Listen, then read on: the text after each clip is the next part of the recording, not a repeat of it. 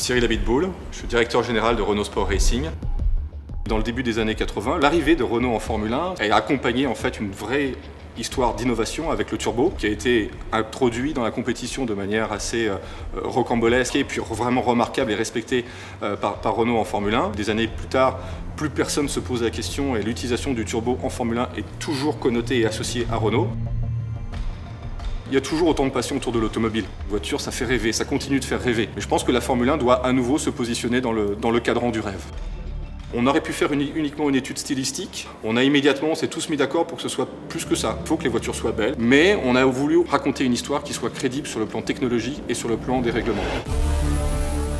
On pourrait imaginer quel règlement technique et sportif permettrait à l'ensemble des écuries d'aller dans cette direction. C'était le meilleur moment finalement pour nous et pour la Formule 1 d'exprimer notre propre vision et potentiellement de se retrouver avec quelque chose qui sera très proche de ZF1 d'ici 10 ans.